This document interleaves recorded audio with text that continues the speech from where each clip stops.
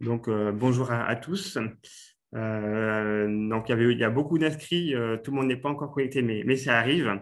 Donc là, nous allons entamer notre deuxième session avec donc une grosse partie, une bonne moitié dans les inscrits en tout cas qui sont originaires de Bretagne, du Grand Ouest, et puis également des gens qui viennent d'un peu partout. Donc, on essaiera d'avoir un message effectivement axé sur la Bretagne, mais un peu plus large aussi pour nos amis qui viennent d'ailleurs. Donc, bienvenue à ce second webinaire technique en forêt qui va s'attacher à étudier la diversité, la diversification des itinéraires techniques tels que l'on peut la rencontrer et mettre en œuvre en forêt. Et nous allons détailler certains d'entre eux plus spécifiquement avec les intervenants qui sont présents. Donc, pour ceux qui n'ont peut-être pas suivi le premier webinaire, donc, initialement, c'était une journée que l'on devait faire sur le terrain avec les bots pour discuter de tous ces sujets-là. Mais bon, avec la crise, on a changé d'optique et on a transformé cet événement en une série de webinaires. Mais nous allons quand même essayer d'avoir à l'automne des journées sur le terrain pour illustrer tel ou tel aspect de ce que l'on va présenter. Donc, ces webinaires ont été réfléchis avec un collectif d'acteurs professionnels régionaux. Voilà, donc c'est vraiment une mise en œuvre collective qui a lieu et c'est intéressant pour cela. Je remercie nos financeurs, la région Bretagne, la DRAF Bretagne et PEFC Ouest qui nous permettent de réaliser ces webinaires. Et bien sûr, je remercie nos différents intervenants de l'ONF. Donc, on a Laurent Pioline, Royer Leisen, du CRPF. On a Pierre Brossier, Xavier Grenier et épaulé de David Leferrec. Et on a également donc, 3 autres intervenants qui arriveront au moment de la table ronde. Donc, Thomas Baglion, expert forestier, Christophe Bonetti, gestionnaire de la forêt du Névote, et puis Mathieu Delaunay pour l'entreprise Guimard Travaux Forestiers. Donc là, les micros des participants sont coupés, mais vous pourrez poser vos questions au fur et à mesure dans le fil de discussion et dans le module questions-réponses. Et donc, on tâchera d'y répondre soit à l'oral, soit à l'écrit en fonction des types de questions. Voilà.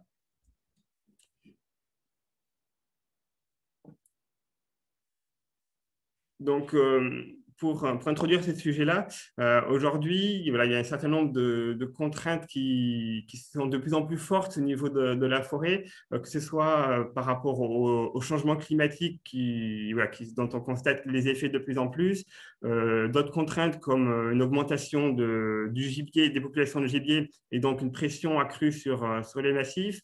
D'autres contraintes liées plus aux conditions de sol, etc., qui font qu'on ne peut pas être dans un seul schéma technique. Il y a besoin de diversifier les approches.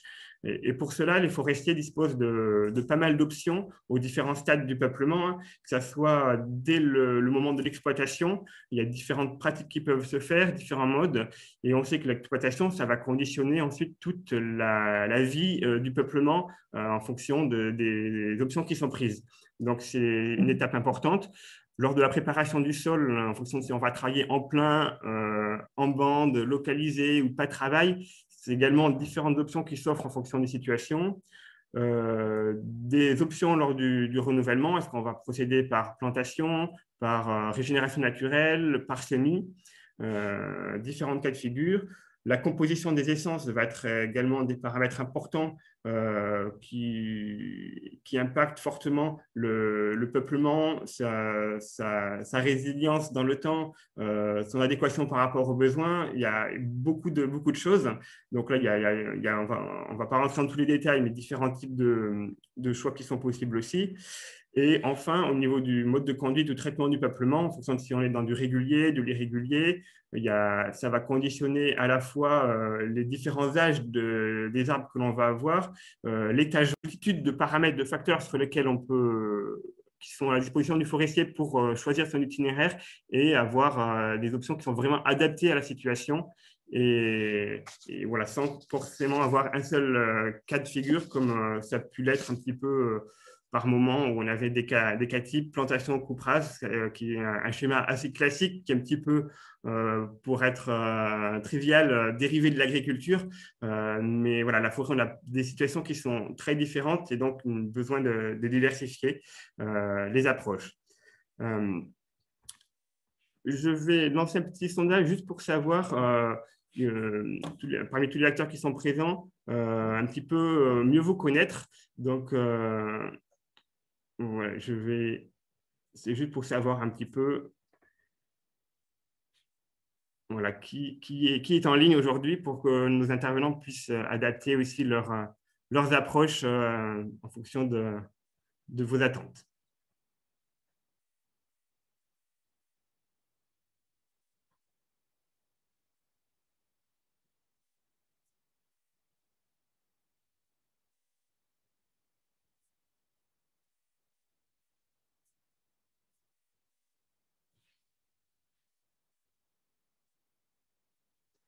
Voilà, donc il y a une majorité donc, de personnes qui sont... Voilà, je vais vous faire apparaître les résultats. Donc, une majorité de personnes qui sont membres d'une structure institutionnelle ou interprofessionnelle. Donc, on voit que le télétravail, il est sans doute pour beaucoup. Et là, malheureusement, on n'a pas grand monde au niveau des entreprises de travaux forestiers, exploitation forestière. Avec ce beau temps, je pense qu'ils sont sur le terrain. Voilà, on voit une difficulté aussi pour ce type d'événement à toucher la cible qui nous semble prioritaire peut-être. On a quand même un certain nombre de propriétaires et gestionnaires, donc ça, c'est intéressant. Donc, je vais passer à une deuxième question pour voir un petit peu quelle est notre connaissance du massif breton et puis également plus largement au niveau national.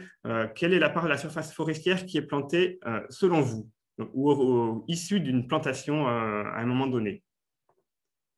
Donc, je vais vous lancer le sondage.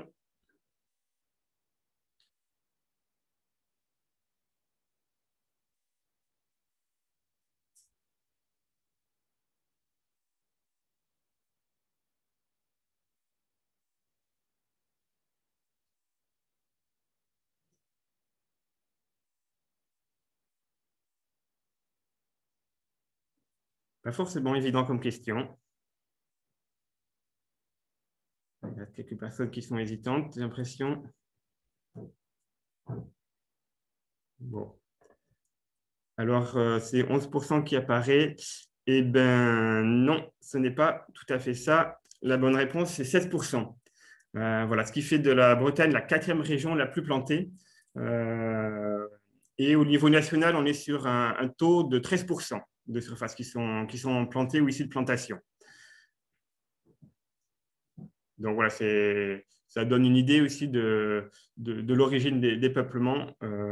Des fois, on peut entendre certains discours qui nous disent que la forêt est devenue que d'une plantation. Ce n'est pas tout à fait le cas. Une autre question par rapport à la composition des peuplements. Donc, selon vous, quelle est la répartition entre les peuplements feuillus, résineux ou mixtes?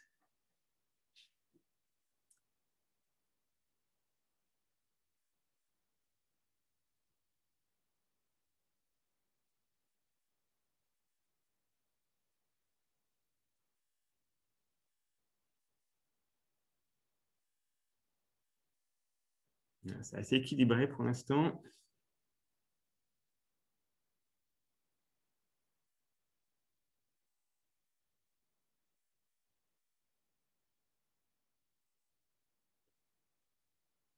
Voilà, donc je vais clore le sondage. Donc, la réponse qui ressort, c'est 65% de feuillus, 16% de résineux, suivi de près par 70% et 14% de résineux. Et c'est la bonne réponse, c'est 70% de feuillus et 14% de résineux. Voilà, donc effectivement, en Bretagne, on a quand même, j'ai mis à côté des chiffres aussi du national, on a quand même une prépondérance très très forte des peuplements feuillus. Et une dernière question par rapport à la composition en essence, ce coup-ci, des peuplements. Quelle est la part de la surface occupée par des peuplements monospécifiques? Donc, je-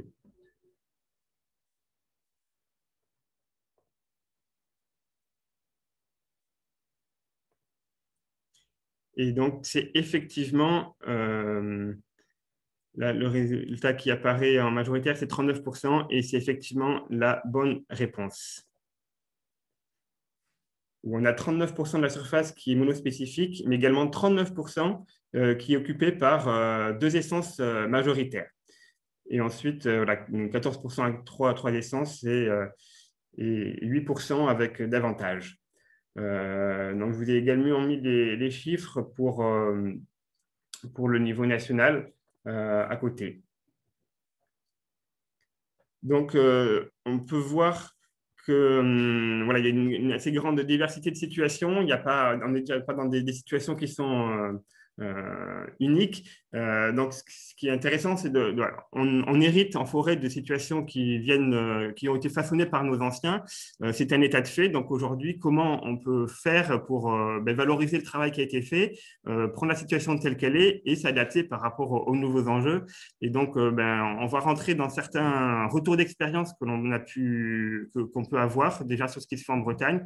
Et donc, je vais laisser la parole à Laurent Pioline qui va nous présenter une situation particulière auquel a fait face l'Office et la manière dont l'Office y a répondu. Voilà, donc Laurent, je te passe la main. J'arrête mon partage pour que tu puisses nous présenter euh, ce que tu as à nous dire. Voilà, merci, bonjour à tous. On va donc vous proposer aujourd'hui une présentation de la technique de plantation dans le recru ligneux que l'ONF met en Bretagne, applique depuis près de 10 ans sur plusieurs forêts domaniales.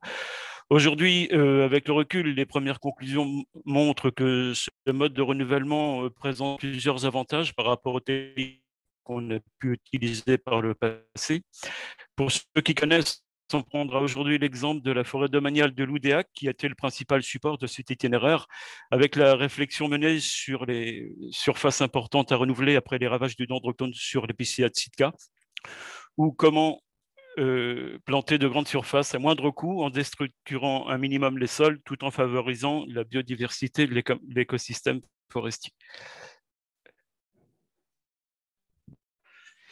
La plantation dans le recru ligneux est un itinéraire basé sur la dynamique naturelle qui associe la préservation des sols, l'intérêt environnemental et synergétique en limitant les risques d'échec du renouvellement. Donc, de quoi s'agit-il? Après la coupe rase, plutôt que de procéder à la mise à nu du sol avec broyage et dessouchage, les forestiers font preuve de patience en laissant revenir une végétation arborescente ligneuse. Donc, ce délai d'attente varie en fonction de la qualité du recru et la rapidité de son développement, qui sont en lien avec les conditions stationnelles de la parcelle. Donc, nous, en Bretagne, les sols bretons sont majoritairement acides, avec une fertilité assez souvent située dans la fourchette basse. Il faut donc savoir attendre que la nature fasse son œuvre jusqu'à ce que le forestier de terrain décide du bon moment pour déclencher les opérations préparatoires à la plantation à venir. En Bretagne, on observe des délais qui vont de 2 ans pour les plus courts, les moins fréquents, à 4 ans, et c'est un délai qu'on rencontre de manière générale le plus souvent. Donc, les fondamentaux de l'itinéraire, on ne dessouche pas, on conserve les rémanents sans mise en andin. On prévoit l'installation des futurs cloisonnements d'exploitation avant la coupe finale, sur lesquels eh bien, la tête abatteuse, en cas d'exploitation mécanisée, déposera à l'avant de sa progression les rémanents pour ensuite rouler dessus. Et cette technique, elle permet de limiter la détérioration des cloisonnements. Elle préserve surtout la structure des sols en dehors de ces cloisonnements. Et le sol peut conserver sa capacité de rétention en eau, très important, et son potentiel de prospection racinaire pour la plantation à venir. Donc, ça implique que cet itinéraire s'anticipe dès la coupe finale du peuplement. Et surtout savoir attendre pour laisser apparaître ce fameux recru ligneux. On pourra trouver en fonction du contexte des bouleaux, des saules, des rejets de feuillus préexistants, souvent de châtaigniers, mais on retrouve aussi du genêt, de la bourdaine, du prunelier, euh, et qui peuvent être complémentaires, mais aussi du semis des peuplements qui étaient avant en place. Donc là, la photo qu'on voit à l'image montre à l'année N de la dernière coupe rase, le contexte d'une parcelle juste après l'exploitation avec la mise des rémanents sur les cloisonnements d'exploitation. Dans nos contextes bretons, on constate qu'il faut souvent attendre 3 ou 4 ans pour envisager les travaux préalables à la plantation. Et quand on considère que la présence du recru ligneux est suffisante, alors peuvent démarrer le jalonnement et le broyage des cloisonnements d'exploitation et des cloisonnements intermédiaires sylvicoles. Cette étape, elle est importante car le dispositif de plantation dans le recru ligneux est conçu sur la mise en place de ces cloisonnements. Et la photo nous montre l'exemple d'une parcelle située à l'année N plus 3 de la coupe rase. La plantation pourra être envisagée donc l'année suivante. Bien alors, le moment de préparer les potées travaillées avec un sous-soleur multifonction monté sur une mini-pelle qui circule sur les cloisonnements. Une fois en place, le chauffeur réalise des potées d'1 mètre carré de part en part de ces cloisonnements.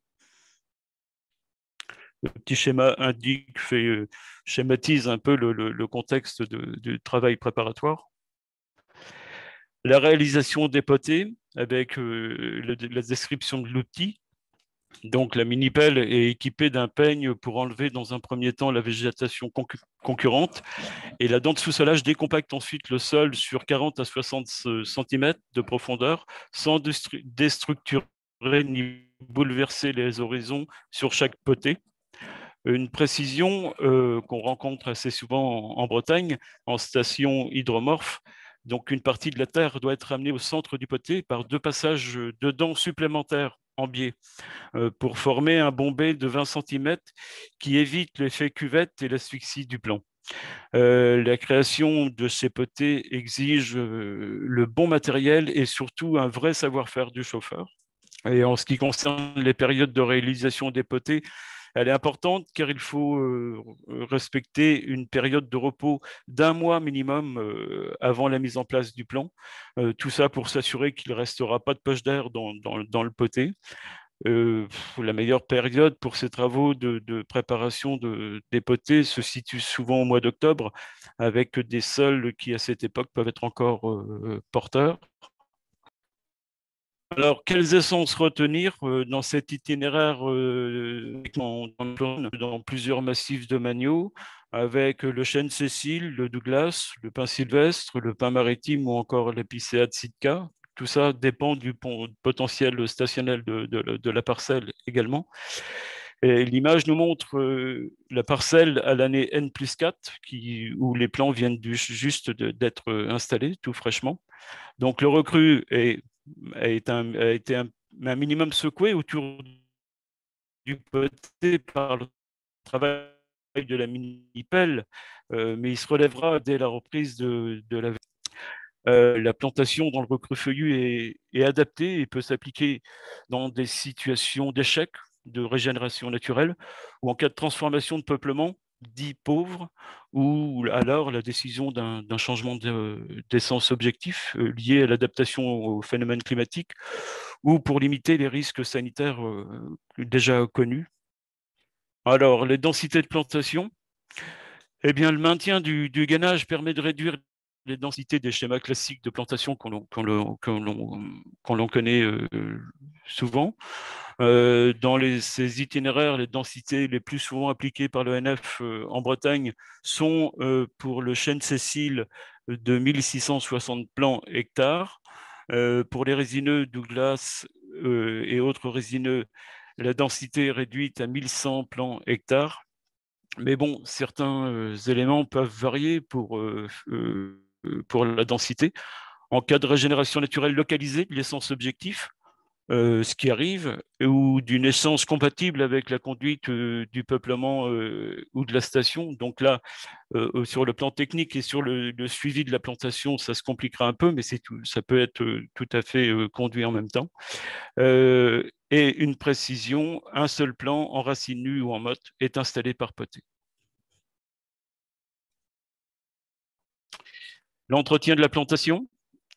Alors, les entretiens de la plantation se réalisent manuellement depuis les cloisonnements. Pas de dégagement le premier été, c'est ce qu'on tente qui nécessite une intervention dès la première saison de végétation. Les entretiens sont limités les années suivantes à un dégagement du plan en puits jusqu'à sa sortie de la concurrence.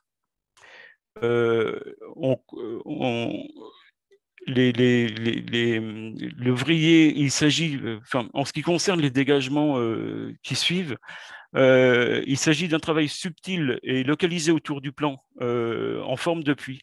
L'ouvrier sylviculteur doit savoir doser et limiter son travail pour permettre au plan de se développer tout en maintenant l'accompagnement ligneux autour du plan. Donc l'intensité du dégagement peut varier pour chaque plan en fonction du contexte qui l'entoure et c'est l'ouvrier qui doit savoir doser tout ça. L'image là nous montre un chêne présent au milieu des plants résineux. Et donc, par sa compétence, l'ouvrier sylviculteur a décidé de son maintien lors des dégagements passés. Et dans un autre contexte, quid dans son maintien, notamment dans des dégagements systématiques en plein, d'où l'intérêt de cet itinéraire notamment. Les autres avantages de la méthode, l'ambiance forestière de départ favorise l'installation, la croissance et la conformation des plants. Le délai d'attente après la coupe permet de réduire les risques sanitaires pour les plantations résineuses. Le mélange des essences en place améliore la résilience des peuplements aux aléas climatiques et sanitaires. La présence du recrue ligneux et semi-ligneux réduit les dégâts d'abrutissement et de frottis par le gibier et les coûts de protection. Pierre développera tout à l'heure cet aspect. La réduction des coûts de plantation et de dégagement. La préservation de la structure du sol, de l'humus et de la biodiversité. Le déstockage du carbone limité sur les sols. Une pénibilité du travail des ouvriers sylviculteurs réduite et la valorisation de leurs compétences avec l'intervention ciblée et dosée autour du plan. Un impact paysager réduit et une meilleure acceptabilité sociale de nos opérations de renouvellement auprès du grand public après les coupes rases, le mélange des essences et une ambiance forestière le mélange des ambiances le mélange des essences et l'ambiance forestière dès le départ se confirme rapidement, et ce qui donne un aspect paysager tout à fait acceptable. À défaut de constater aujourd'hui à l'ONF de véritables défauts, des aspects qui nous contraindraient à revoir notre copie, et il est tout de même prudent de rappeler certains points essentiels pour éviter les échecs. Donc, l'implantation des cloisonnements d'exploitation en amont de la coupe définitive s'il n'existe pas. La création de potée exige le bon matériel et, je le répète, le savoir-faire reconnu de l'entreprise. Important pour la création des potées parce qu'il faut absolument que le chauffeur respecte les distances et puis la répartition des potées pour arriver à la densité de plantation qu'on exige. La période de repos minimale d'un mois doit être respectée entre la réalisation des potées et la mise en place des plants. Ça, c'est important également. Les situations d'hydromorphie où il est vraiment conseillé de réaliser un poté en butte de 20 cm en ramenant la terre au centre du poté pour former le bombé. Cette méthode de plantation exige un beau potentiel d'apparition de recrues ligneux et le déclenchement des opérations de préparation au bon moment. Et pour finir sur ce point, je rappellerai l'importance et la qualité du recru ligneux qui est nécessaire pour le gainage jusqu'à une hauteur suffisante des plants. C'est important pour obtenir une bille de qualité et la forte et éviter la forte branchaison latérale des plants, là où l'accompagnement semi-ligneux ne suffit plus. Je vais passer la main à Rohir, qui va reprendre l'aspect des coûts pour la dernière diapo. Oui, bonjour. Bonjour à toutes et à tous. Je suis Rohir Leijzen, chargé de sylviculture pour l'ONF Bretagne. Donc, je suis arrivé depuis quelques mois depuis la Bourgogne, donc je ne connais pas encore bien l'historique et certains contextes bretons. Donc, vous voudrez bien m'en excuser par avance. Alors, le tableau ici qui est projeté, il présente à gauche le schéma classique avec les grands moyens mécaniques qu'on connaît, et à droite, la plantation dans le recru. Alors, le coût moyen du poté observé entre 2013 et 2020 est de 1,10 € à 1,20 € par poté, soit une préparation de la plantation qui représente, vu les densités, 1500 2000 € par hectare. Et donc, ça répond bien à l'objectif initial, c'était d'éviter le broyage en plein et le dessouchage. Et d'une part, et d'autre part, de planter des grandes surfaces qui étaient dépérissantes en sitka, avec un budget très limité à l'époque des dépérissements. Donc, ces chiffres-là concernent environ 250 000 potées qui ont été réalisés sur les massifs de Loudéac, la Hunaudet, Rennes, Pimpon, les Landes de l'Envaux, Couëtquin, Pont-Calec, Le Cranou, Elgouët, pour citer les principaux. Ça représente à peu près 80% de l'ensemble des potées qui ont été faits. Ensuite, dans le tableau, le coût de l'itinéraire est indicatif, car d'une part, l'itinéraire n'est pas fini, nous n'avons que 7 années de recul, et d'autre part, il varie fortement avec la dynamique des essences accompagnatrices. Voilà pour la partie coût. Merci Rohir. Je voudrais revenir juste sur la densité des plants qu'on indiquait tout à l'heure. Donc, j'ai indiqué des densités moyennes qu'on observait à l'ENF. J'ai oublié de préciser qu'en dessous, au-delà d'un certain seuil de densité, l'itinéraire pourrait être mis en cause par rapport à l'aspect financier et le coût de la réalisation des potées. Donc ça, c'est une chose. Et en dessous d'un certain seuil,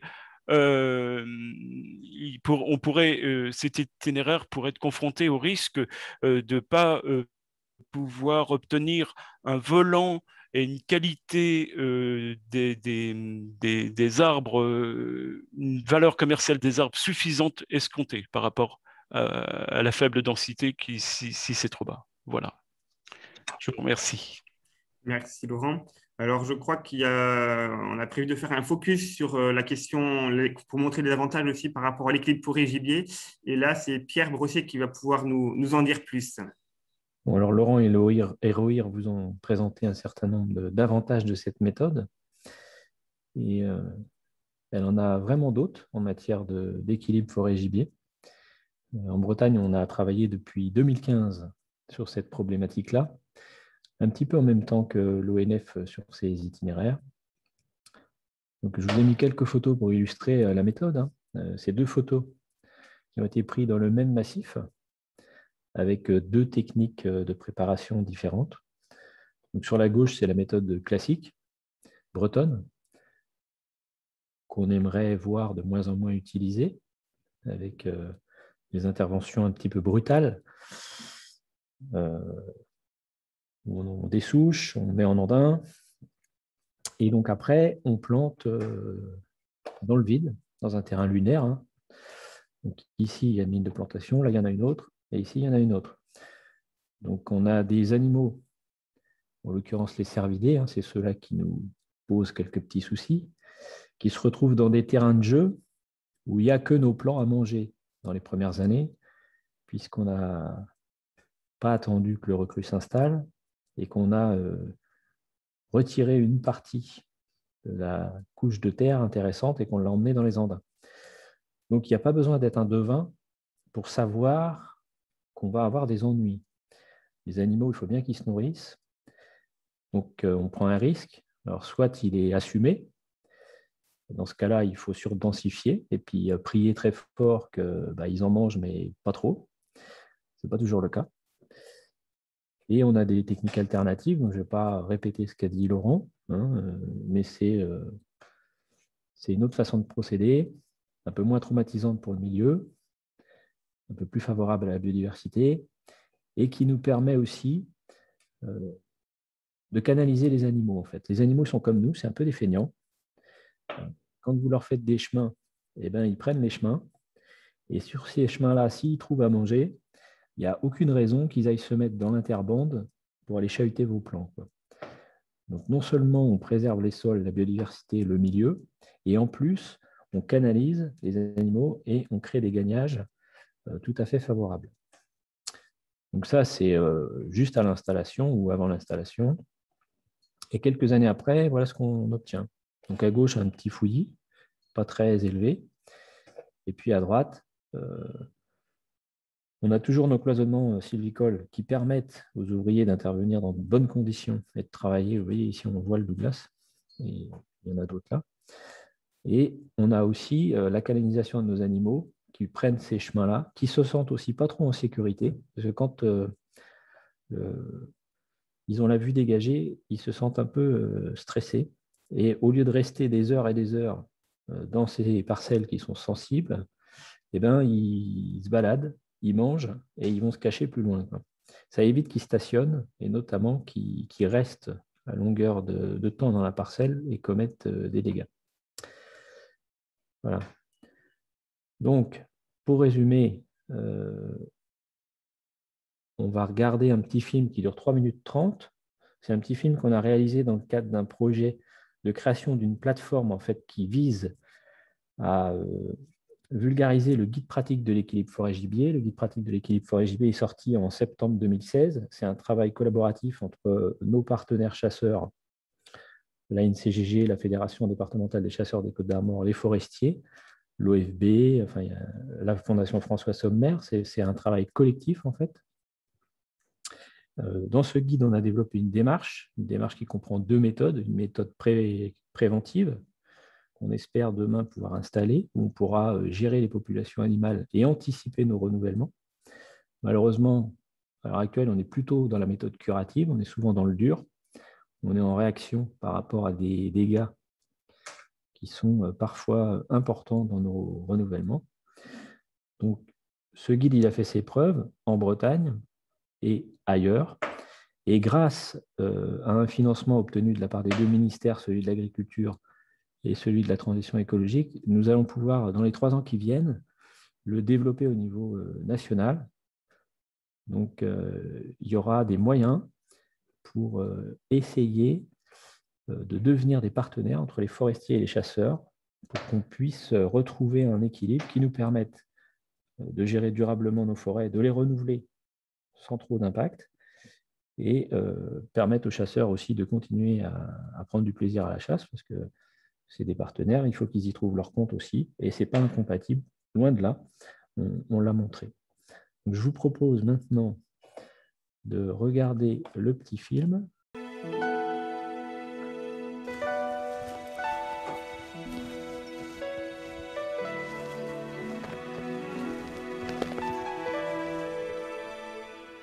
Ah, il est magnifique celui-là.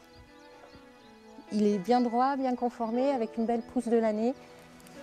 Et il est bien gainé. Je crois qu'on peut être satisfait du travail mené par les équipes de terrain, et par la réflexion et par la réalisation, parce qu'on a des plans qui passent bien au-dessus de la végétation, qui sont bien conformés, qui ont des bonnes pousses en hauteur. Et ils ne seront plus attaqués par les animaux, puisque là, on a planté dans le recru. Après la coupe, on attend 2-3 ans. D'abord pour éviter que les maladies ou les insectes qui vont s'installer sur les souches puissent s'attaquer ensuite aux plants. Donc on laisse un peu de temps. Et aussi pour que la parcelle se salisse et qu'on puisse planter dans une végétation accompagnatrice. Donc on broie des cloisonnements tous les 8 mètres d'axe en axe. Les cloisonnements sylvicoles font 2 mètres. C'est ce qui va permettre aussi de venir entretenir les plants. Et la mini-pelle prend ce cloisonnement pour venir créer les potées à 50 cm du bord de la bande végétalisée pour que les plants soient déjà dans un accompagnement. Et on fait un poté tous les 2 mètres à peu près.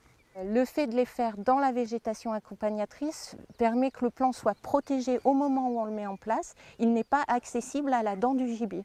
Et les chevreuils notamment ou les cerfs vont plutôt brouter la ronce ou les autres végétations autour avant de pouvoir attaquer les plants. Alors le poté, c'est en fait un carré de 1 mètre par 1 mètre où on a un outil mécanique, une mini-pelle avec une dent qui vient en fait ameublir le sol sans le retourner sur au moins 60 cm de profondeur. Donc c'est un travail localisé du sol, très léger, qui permet aux plantes de bien s'installer sans déstructurer le sol. Suite à la création de potées, en général, on va pouvoir se passer la première année d'un dégagement, parce que le poté permet aussi de maintenir le plant dans 1 mètre seul, ce qui va la première année lui permettre de mieux pousser. Et les 3 ou 4 années qui suivent, en fonction des types de plants et de leur croissance, on va procéder à un dégagement localisé. Et au lieu de faire ce qu'on faisait avant, c'est-à-dire une coupe rectaire de l'ensemble de la végétation, on va seulement dégager en puits autour du plant pour seulement dégager sa tête. Avec ce type de technique, on est gagnant sur tous les tableaux, puisque non seulement la mise en place est moins chère que d'autres techniques, mais en plus, on protège nos plants de la dent du gibier et on augmente la biodiversité du futur peuplement et l'accueil pour toute la faune, aussi bien le gibier puisqu'il va pouvoir se nourrir sur les autres essences, sur la végétation accompagnatrice, que pour toute la faune ou la flore qu'on peut retrouver en forêt.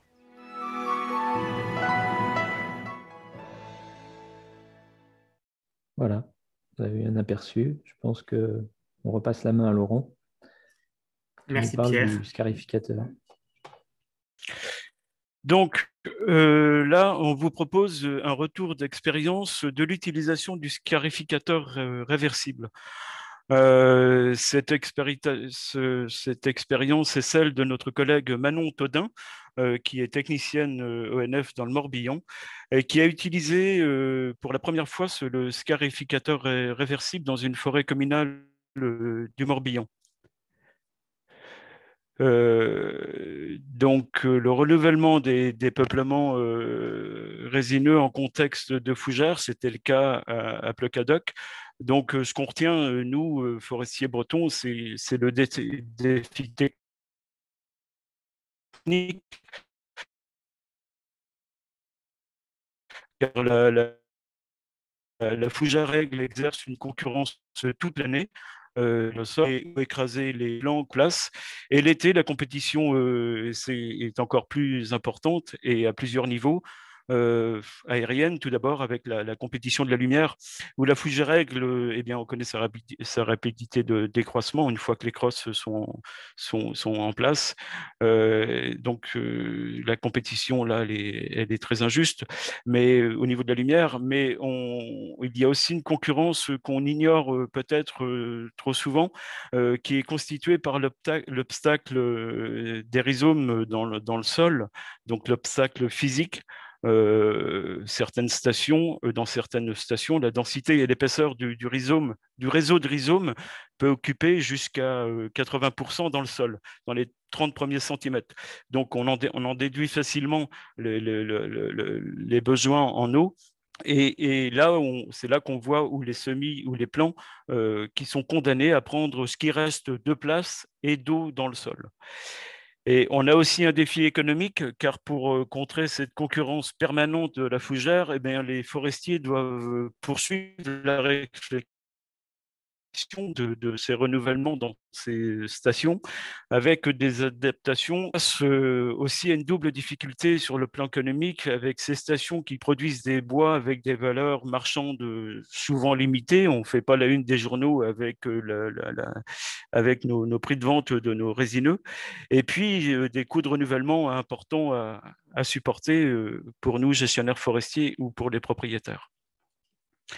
Donc, le contexte de cette étude, donc l'expérimentation a été menée par Manon Thodin sur la forêt communale de Plocadoc. C'est une parcelle de 4 hectares en blocage de régé, qui était en blocage de régé naturel.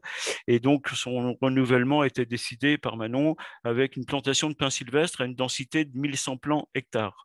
L'outil utilisé, c'est ce qui nous intéresse là dans ce retour d'expérience, c'est le scarificateur réversible qui a été mis au point par M. Becker, bien connu des forestiers, et qui est connu mais peu utilisé en Bretagne et peu d'entrepreneurs en sont d'ailleurs dotés. L'expérience de Manon avec ce matériel est d'ailleurs la première menée en Bretagne par l'ONF. C'est un outil qui s'adapte sur une mini-pelle. Il est muni de 3 dents principales de 40 cm et de 2 dents secondaires intercalées et de 3 obus pointus de sous-solage pointus aux 2 extrémités qui sont fixés en prolongement des dents principales. On va voir tout à l'heure sur l'image l'utilité de ces obus. Les phases du travail du sol. Donc, sur cette parteur réversible permet de travailler sur trois scénarios possibles. Tout d'abord, en potée localisée, en bande ou par placeau. Donc là, Manon a décidé de travailler par bande. Donc, tout d'abord, il y a eu les phases du travail du sol. Il y a eu tout d'abord le dégagement de la surface à travailler par le déblaiement latéral des rémanents, des racines et des petites souches ou des pierres éventuelles qui sont présentes là sur la parcelle.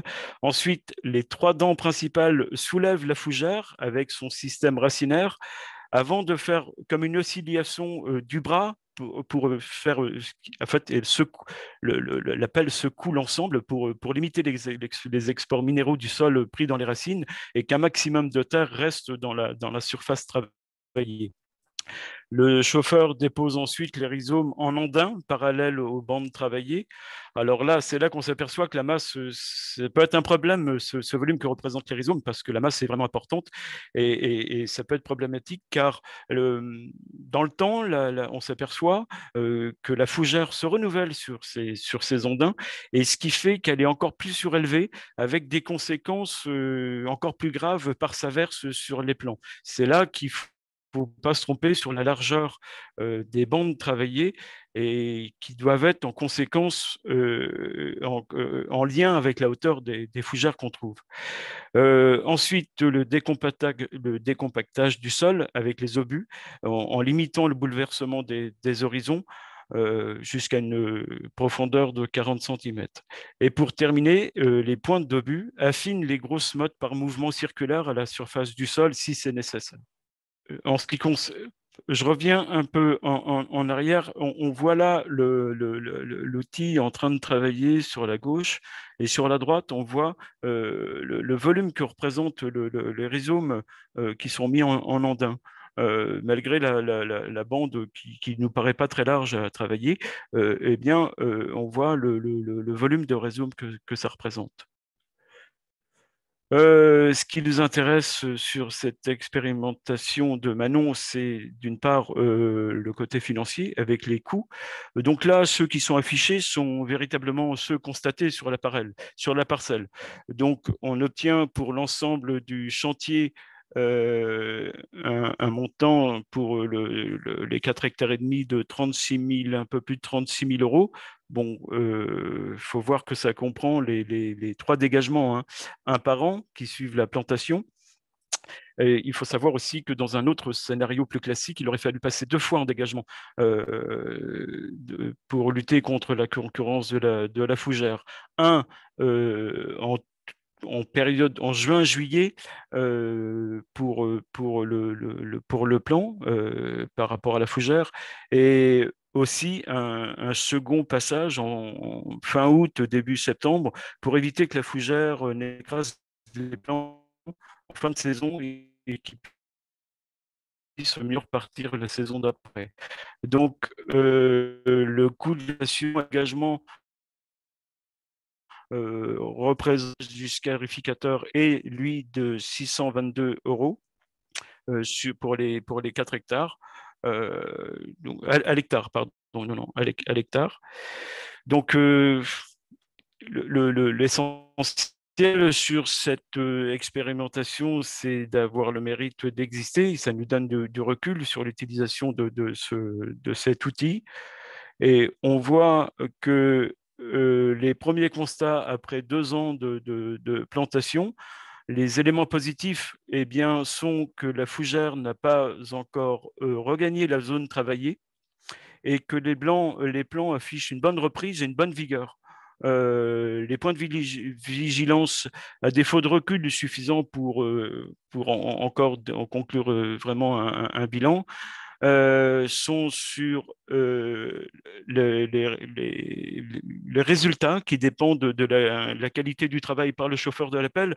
On retrouve un peu cette importance dans les potées travaillées avec la réalisation des potées. Ça, c'est un aspect vraiment important, c'est la qualité du travail du chauffeur dans ces cas-là.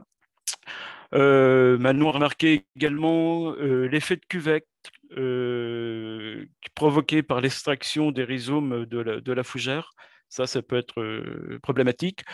On constate aussi que le mélange des horizons est difficilement inévitable.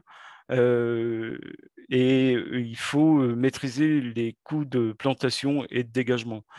C'est une première expérience avec cet outil. Encore une fois, l'initiative mérite d'être certainement améliorée par des constats qu'on va retirer de cette expérimentation. Elle a le mérite d'avoir été lancée, elle complète notre base d'expérience et peut se poursuivre avec soit une réflexion sur un travail par placeau, par bande, travaillés qui peuvent être plus larges. En même temps, on aura la problématique de volume des rhizomes. Donc, toujours ce défi technique et économique, mais voilà, on va continuer à accompagner Manon sur cette réflexion pour voir si on peut continuer et à développer des itinéraires avec cet outil. Voilà pour cette retour d'expérience qui est fait sur des constats réels qu'on a obtenus sur cette plantation. On voit à l'image là les plans, la ligne de plan après le dégagement, 2 ans après la plantation. Donc, ce sont des pins sylvestres qui ne sont pas réputés pour avoir une croissance rapide. Et dans ce schéma-là, Manon observait véritablement une dynamique de la croissance des plants. Donc, à voir par la suite ce que donnera cette expérimentation. Voilà, je vous remercie. Remercie Laurent pour cette présentation et on enchaîne tout de suite avec Xavier et David qui vont nous parler de la régénération naturelle en essayant de faire au plus rapide pour qu'on puisse avoir un temps d'échange également ensuite. C'est Pierre qui va intervenir dans un premier temps. Voilà, bon. Donc on vous a parlé beaucoup de reboisement là, artificiel. On est en Bretagne, c'est une région qui n'a pas un passé forestier très marqué.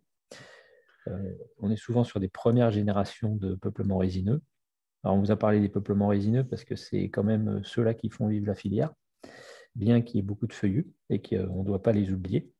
Mais l'industrie locale étant demandeuse de résineux, on a travaillé un peu plus sur les résineux et notamment sur la possibilité de les régénérer naturellement.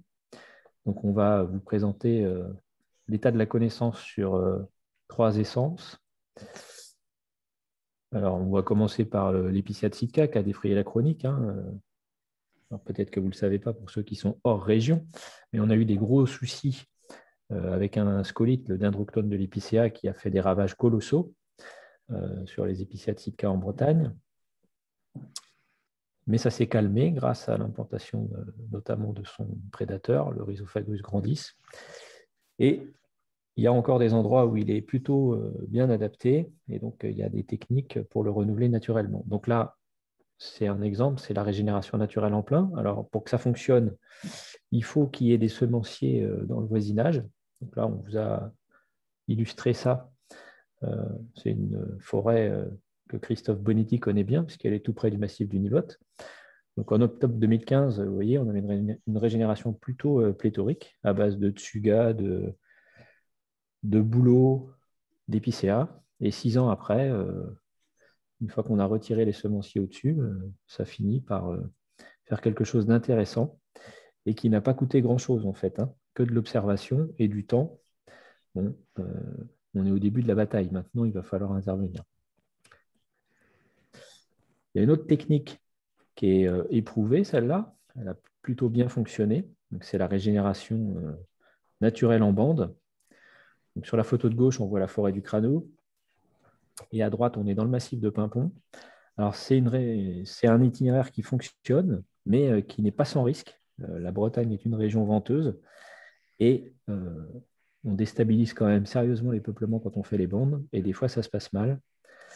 On peut retrouver le peuplement par terre avant qu'il ait pu essaimer des graines.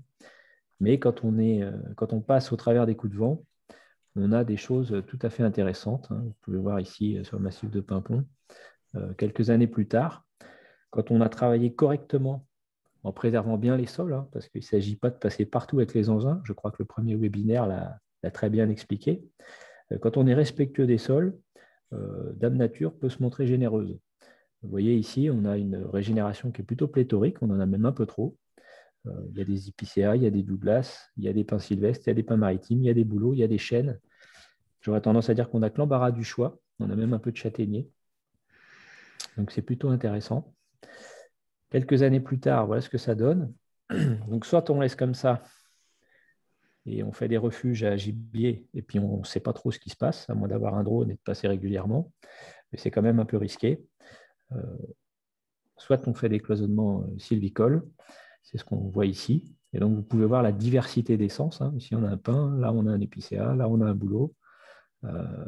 Charge après aux gestionnaires forestiers, aux sylviculteurs, de choisir en fait les essences, de garder ce mélange, de favoriser plutôt une essence, plutôt une autre. Enfin, on a un panel de possibilités intéressants.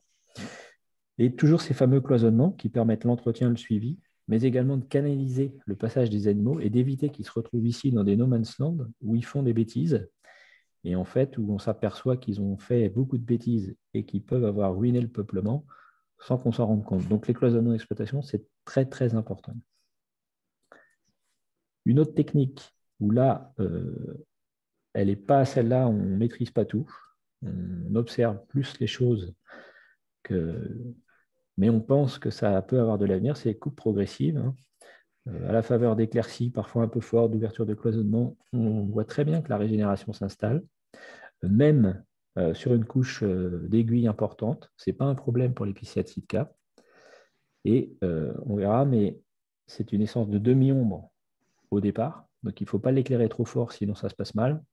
Mais très rapidement, il faut lui donner de la lumière, parce que sinon il végète.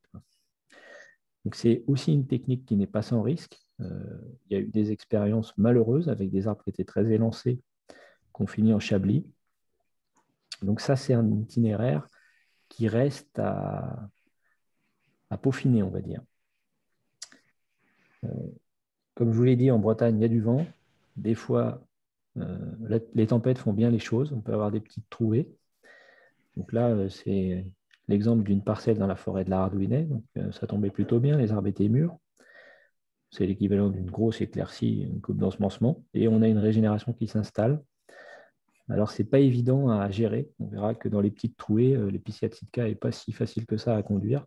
En plus, comme ce n'est pas une essence longévive, eh ben, on a des difficultés pour mener ça avec différentes générations d'arbres sur la même parcelle. Mais on hérite de situations des fois qui peuvent être intéressantes. Une autre situation où on avait fait des plantations mélangées épicéa de Sitka Douglas, donc deux essences qui n'ont pas tout à fait la même vitesse de croisière. L'épicéa de Sitka arrive à maturité bien plus tôt que le Sitka. Et on s'est aperçu, là en l'occurrence c'est dans le massif de Pimpon, qu'en retirant les épicéas puisqu'ils étaient mûrs, on arrive à obtenir une régénération naturelle sans trop rien faire en fait. qui s'installe, qui est mélangé, à la fois Douglas, épicéa et quelques feuillus, qui peut être intéressant pour la suite, l'avenir du peuplement. Donc là aussi, il nous reste des choses à observer pour formaliser des itinéraires qui pourraient être intéressants pour les propriétaires. Donc l'état de la connaissance, il faut de la lumière. Hein, l'Epistatica est une essence de demi-lumière. Donc il faut bien la doser au départ pour obtenir les semis, mais pas qu'il soit trop en lumière, parce que sinon il y a une sorte de fonte des semis qui s'opère. Le sol, on se rend compte que c'est beaucoup plus facile sur les stations du guide Centre-Ouest Bretagne, C10 et C11, c'est-à-dire les sols acides bien drainés, c'est beaucoup plus facile d'obtenir la régénération que sur les anciens sols de lande, là où on a plus de difficultés. La concurrence végétale, comme l'a montré Laurent sur les pins, c'est un sérieux concurrent, donc il faut que le sol soit propre. Propre, ça ne veut pas dire nettoyer au râteau, hein. Ça veut dire qu'il n'y ait pas trop de végétation, mais la couche d'aiguille n'est pas un handicap pour les jeunes épicéas. Il faut qu'il y ait des semenciers pas trop loin, si possible à bon vent, pour ensemencer en graines. La dissémination, elle se fait plutôt en octobre-novembre, donc il faut faire des travaux avant pour que les graines puissent s'installer. Et la régénération par petits bouquets, pour l'instant, on ne maîtrise pas et c'est très difficile, quoi. Voilà l'état de la connaissance. Je passe la main à Xavier qui va vous parler. Alors, j'ai oublié, mais en haut, vous avez un lien qui vous conduit sur une synthèse régionale qui a été réalisée dans le cadre du RFR. Donc, le RFR, c'est le référentiel forestier régional. C'est un organisme où l'ensemble des partenaires de la filière forêt en Bretagne mettent en commun leur savoir pour chercher, étudier et développer des itinéraires, des techniques pour améliorer la gestion de nos forêts bretonnes. J'ai mis le lien dans le chat, Pierre. Parfait. À toi, Xavier. En lien avec le référentiel, on voulait vous faire le retour d'expérience d'une mise en régénération naturelle sur une autre essence importante, le Douglas. On est sur une placette que nous suivons depuis 2005, d'un vieux peuplement de Douglas qui a environ 80 ans. La qualité génétique de ces bois était exceptionnelle, puisqu'on avait des bois d'une rectitude parfaite, avec un élagage naturel formidable sur une très grande longueur, donc des bois qui se sont négociés au moment des coupes entre 70 et 90 euros du mètre cube. Autant dire qu'on voulait conserver on a proposé aux propriétaires de conserver ce capital génétique. C'est tout l'intérêt de la régénération naturelle dans ce cas-là. La régénération a commencé. Alors, c'est une opération qui est longue, il faut être patient, observateur et réactif aussi. La mise en régénération de la parcelle a été faite sous la forme de 4 coupes. Une coupe d'ensemencement en 2004, une coupe secondaire en 2009, une autre coupe secondaire en 2017 et la coupe définitive a eu lieu en 2017. Alors, la régénération naturelle, c'est entre guillemets gratuit, mais ce n'est pas gratuit au résultat parce qu'il faut s'en occuper un petit peu. Vous avez sur la partie gauche l'état de la parcelle après la première coupe, la première coupe secondaire, excusez-moi, et la situation de la parcelle aujourd'hui, lorsque la dernière coupe définitive a été faite et que le plus récent dépressage et dégagement a été réalisé. La surface du peuplement, c'est 1,50 hectare, donc c'est pas énorme. Il y a quand même eu la régénération, il faut s'en occuper. Il y a quand même eu 10 jours, alors en plusieurs séances, entre chaque coupe secondaire. Il y a eu en tout 10 jours de dégagement manuel à la débroussailleuse pour dégager les châtaigniers, les choses comme ça, les brins de châtaigniers. Et un dernier donc pendant 10 jours, ce qui fait à peu près l'équivalent de 2500, 3000 euros pour l'ensemble du peuplement. Je vous rappelle qu'on est sur 1,5 hectare.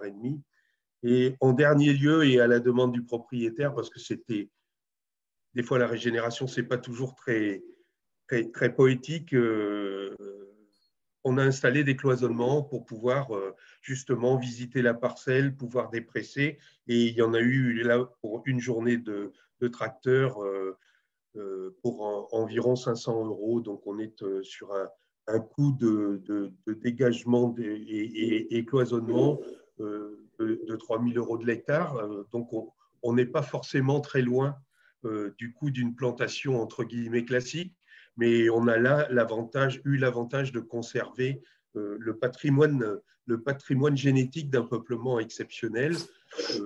L'expérience mérite vraiment d'être retenue. Et pour cela, Gilda va sans doute vous mettre le lien d'une synthèse Douglas, toujours issue de notre référentiel forestier régional, et qui permet de ressortir un petit peu comment conduire des peuplements de Douglas en incluant la partie régénération naturelle qui nous semble relativement facile, entre guillemets, à obtenir à partir du moment, je rejoins ce que disait mon collègue Pierre, à partir du moment où on est sur des sols évidemment bien adaptés à l'essence, acides et bien drainés. Là, on est sur des stations de type V8 du catalogue des stations du VANT. Si on peut passer à la suite, Pierre. Et on voulait vous faire également le retour d'expérience d'une coupe de Douglas. Alors là, ce n'est pas du tout des coupes progressives, hein, c'est au moment de la coupe qui a eu lieu en 2019 sur une parcelle de 2,5 hectares sur la commune du Roc-Saint-André. Au moment de la mise en vente de ces bois qui étaient arrivés maturité, il y avait des très gros Douglas parmi un peuplement plutôt un petit peu plus petit. Ces très gros Douglas avaient déjà commencé à installer une régénération naturelle dans le peuplement. Et à l'issue de la coupe définitive des peuplements qui a eu lieu au printemps 2019, eh bien, la parcelle s'est joyeusement envahie d'une régénération naturelle de Douglas très abondante. Là aussi, le peuplement d'origine était d'une qualité génétique tout à fait remarquable. Et le suivi de la régénération a été un petit peu, entre guillemets, précipité par le propriétaire qui assure lui-même les dégagements et dépressages de cette régénération. Et il a un broyage de cloisonnement du semis a été fait sur la base d'à peu près 50% de la surface broyée pour un coût de 1 500 € par hectare, et ce qui permet au propriétaire d'assurer lui-même le suivi de cette régénération. Vous avez l'illustration de l'appareil qui a été utilisé, là aussi avec un souci de limiter l'impact sur le sol, avec un chenillard qui évite le tassement du sol et le maintien de bandes non travaillées naturelles. Voilà deux exemples de régénération sur le Douglas qui sont très séduisantes, mais encore une fois, la régénération naturelle, ce n'est pas gratuit. C'est gratuit pour les arbres qui apparaissent, mais ce n'est pas gratuit pour la régénération sortie d'affaires et dépressée pour arriver à une densité acceptable. Enfin, la dernière essence dans le Morbihan qui est intéressante aussi, à partir du moment où la qualité génétique, encore une fois, du peuplement est de qualité. Ici, sur la gauche, une futée de Douglas, de pin maritime dans le Morbihan, sur la commune de Saint-Congar, et qui peut donner lieu alors, le pin maritime, c'est relativement plus facile à obtenir. C'est une espèce qui produit des quantités de graines qui volent assez loin et qui est très abondante. On obtient assez facilement la régénération naturelle à partir du moment, effectivement, où on n'est pas dans un milieu de fougères, mais plutôt dans les secteurs à ajoncs, bruyères, etc. Ça donne d'excellents résultats. Cette essence est intéressante à régénérer aussi de cette manière-là.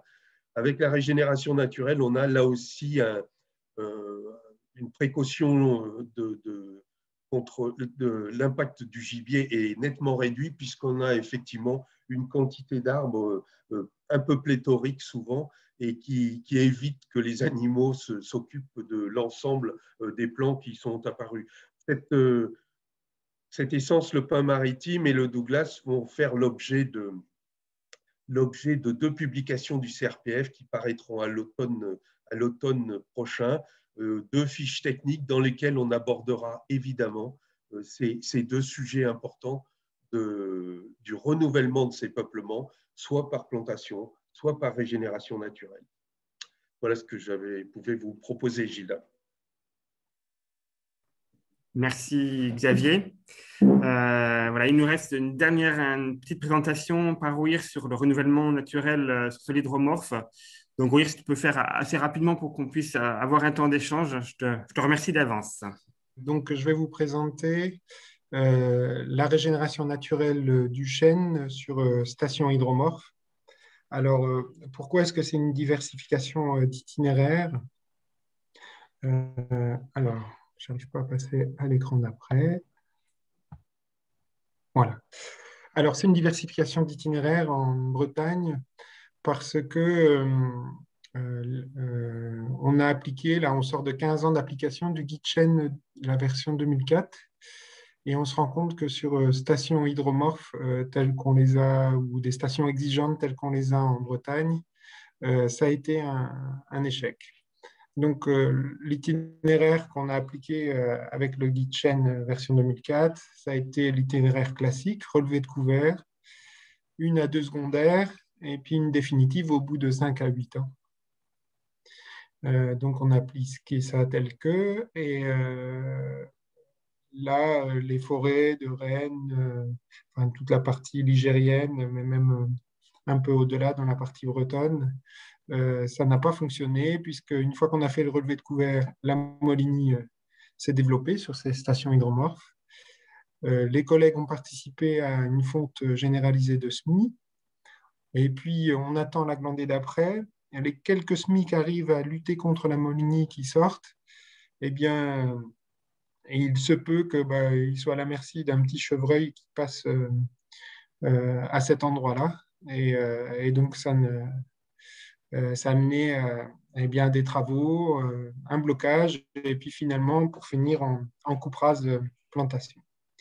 Donc, cet itinéraire a été revisité avec un guide de chêne version 2018 où on développe un itinéraire qu'on appelle REH, donc c'est les régénérations sur station hydromorphe. Alors, bon, vu le temps imparti, je vais me concentrer essentiellement sur les principes de dosage de la lumière qui sont développés dans cet itinéraire-là. Donc, ce sont des principes qui ont été largement testés et travaillés dans d'autres régions. Donc, on a une quinzaine d'années d'expérience dans les forêts publiques de Bourgogne. C'est des principes qui sont issus principalement de l'irrégulier. Après, on a un peu plus d'expérience en Alsace, à peu près un quart de siècle. Et puis, moi, les parcelles que j'ai vues avec le plus de recul, c'est en forêt privée, avec presque un demi-siècle d'expérience. Alors, le constat, il vient de l'échec, l'échec vient de la concurrence. Et donc là, vous avez des schémas, les schémas que je vais vous présenter, ils sont essentiellement issus du magazine Forêt Wallonne, qui est très bien, et parce que très explicite, là on voit que quand on met en pleine lumière sur un relevé de couvert classique, eh bien le SMI-chêne profite de la lumière, mais aussi la molynie. Et donc là, c'est un peu l'histoire du pot de terre contre le pot de fer. Ça finit en éclats, et donc il vaut mieux ne pas qu'ils voyagent ensemble, ces deux-là. Donc on s'est dit, bon, on focalise sur le SMI-chêne, ça n'a pas marché, donc on va un peu mettre l'accent sur le compagnon de route du chêne, on va s'occuper de la molynie. Et on s'est dit, bon, dans ces principes-là, c'est de limiter la concurrence grâce à l'ombrage. Et en particulier, maintenant c'est un secret pour personne, c'est l'ombrage bas qui va être assez efficace. Alors, bon, le souci, c'est que si on fait de l'ombre pour limiter la limite, la mollinie, ça fait de l'ombre aussi pour le chêne. Mais le chêne, on sait qu'il n'a pas besoin de trop de lumière dans sa phase d'installation. Et en feuilletant nos classiques, hein, la flore forestière de Rameau, on se rappelle que le chêne sessile en particulier, c'est une essence de demi-ombre dans les premières années, comme Pierre le disait pour le Sitka. Là, c'est pareil pour le chêne. Alors, les Belges nous l'illustrent dans une dernière étude, là, le fait que ce soit une espèce de demi-ombre. Donc, au début, quand il s'installe, le chêne, il a besoin de 20-30% d'éclairement lumineux c'est le point de compensation, c'est pour répondre à ses besoins en énergie pour la respiration. Et puis ensuite, on voit sur les 3 graphiques qu'ont publié les chercheurs belges, c'est que le semis à gauche qui a une hauteur initiale de 50, on a un semis qui a une hauteur au milieu de 1,50 m et à droite de 3 mètres. Alors en abscisse, donc l'axe vertical à gauche, c'est l'accroissement annuel des semis. Donc en rouge, le chêne, c'est celui qui va nous intéresser, en bleu, le hêtre. Et puis en ordonnée, donc à l'horizontale, on a l'éclairement relatif. Donc 0% quand on est à l'ombre, 100% quand on est en pleine lumière. Et on se rend compte que le petit semis, il a besoin de 30-40% d'éclairement relatif. Le moyen et le grand, eux, avec 40-50% d'éclairement relatif, ils sont à une belle croissance, hein, 30-40 cm par an sur des belles stations. Et puis aussi, ce qu'on ne voit pas sur ces graphes-là, mais ce qu'on sait, c'est que vous pouvez mettre en lumière ces semis de 1,50 m, 3 mètres en plein développement, avec un éclairement relatif plus important, 60, 80, 100%, eh bien, il ne poussera pas mieux. C'est le point de saturation. Donc, c'est pour ça qu'on parle de point trop d'enfants. Et alors, donc, le concept de gestion, c'est qu'on amènera la lumière par le haut progressivement. Voilà. Donc ici, on a l'illustration schématique. Vous avez une futaie régulière. Si on n'ouvre pas le haut, la lumière ne rentre pas. Donc ça, c'est important de faire progressivement des petits trous dans la canopée haute. Et le schéma de gauche, de garder du taillis bas pour garder un ombrage bas sur la mollinie. Alors, ce qui est important en forêt, là, avec un webinaire, c'est difficile à vous expliquer. En forêt, c'est beaucoup plus facile. C'est que la Terre est tourne et donc le Soleil arrive à des endroits différents dans la journée. Donc, tantôt, le Soleil va donner plein pot sur les semis de chêne. Donc, ils vont faire de la photosynthèse, croître. Et tantôt, ces mêmes semis vont être à l'ombre d'un arbre. Et donc là, calmer la partie. Voilà. Et donc, c'est cette alternance de lumière vive, ombre vive, lumière vive, ombre vive, qui va être la clé de l'installation du chêne sessile sur station hydromorphe, là où il a son compagnon, la mollinie, qui guette pour occuper le milieu.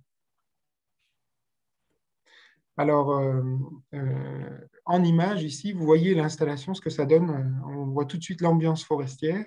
Et puis, le semis de chêne qui s'installe en collectif. Alors, c'est des paquets de 50, 100, 200 semis qui s'organisent. Ça, c'est dans les cas réussis. Après, des fois, vous avez de l'installation de semis plus individuelle.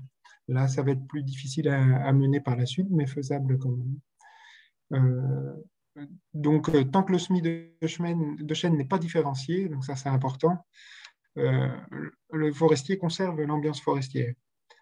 Ça permet un corollaire, c'est qu'on a une atténuation des grosses chaleurs et ça limite les besoins hydriques aussi des semis. Et en ça, ça constitue cette évolution de pratique, ça constitue une réponse, un début de réponse à un réchauffement. Alors que là, bon, c'est essentiellement pour contrer la mollinie. Alors, en résumé, l'itinéraire, c'est le suivant.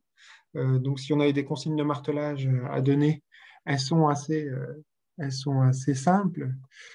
C'est d'ouvrir par le haut pour amener la lumière, donc ouvrir très progressivement pour amener 30, 20, 30, 40% d'éclairement et de garder du coup vers bas pour limiter la concurrence.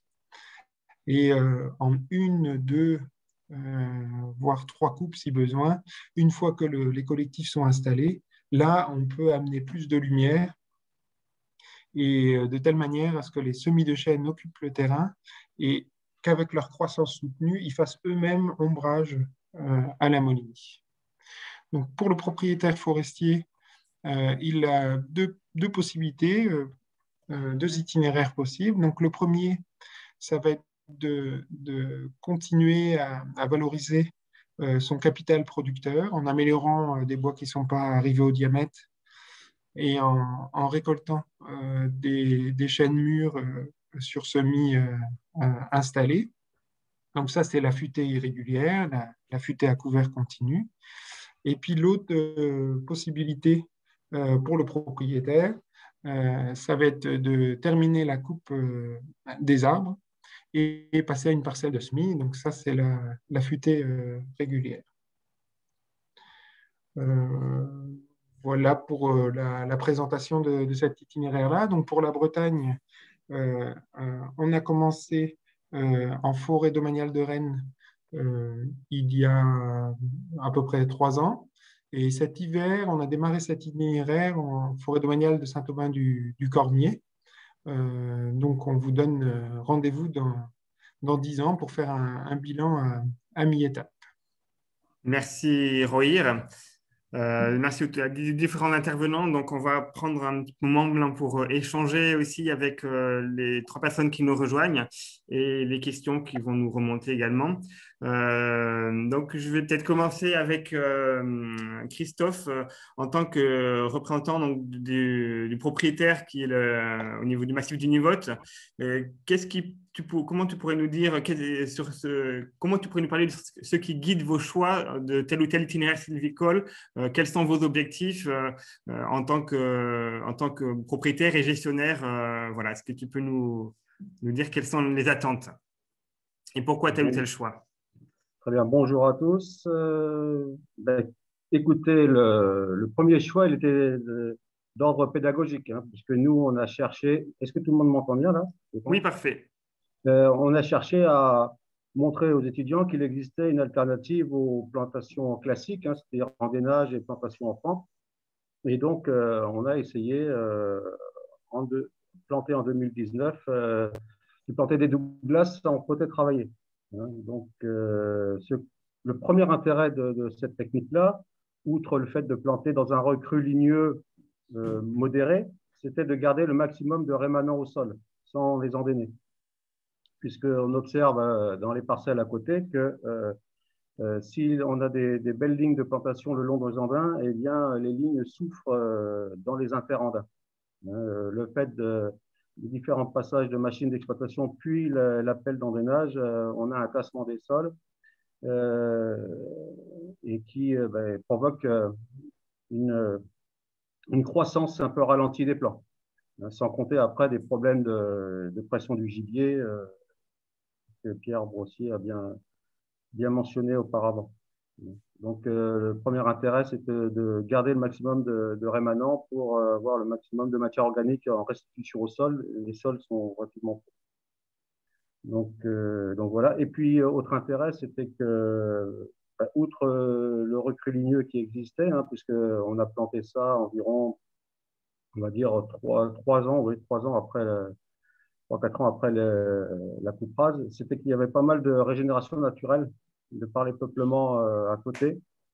Les Épicéa Sitka grandissent et également un petit peu d'autres essences qui venaient de parcelles voisines, Onivote, Cryptomeria, Thuya, Tsuga, etc. Donc ça permettait de garder cette régénération naturelle qui était un complément à la plantation de Douglas initialement. Merci. Je vais peut-être m'adresser à Thomas Baglion. En tant qu'expert, je sais qu'il n'y a pas deux situations, deux clients qui ont les mêmes attentes aussi.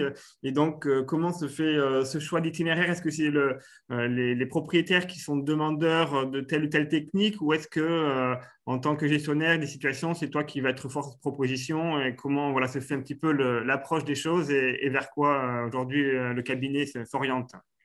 On s'adapte aux stations comme à toute situation. Donc, j'aurais tendance à dire, effectivement, il n'y a pas une technique pour tous les reboisements qu'on a à faire, surtout quand on va avoir la question de la station, bien sûr, du peuplement précédent, de l'essence qu'on va installer, et puis l'enjeu économique, des contraintes qui vont être celles du propriétaire, qui vont nous être reporté également pour les choix de mise en place.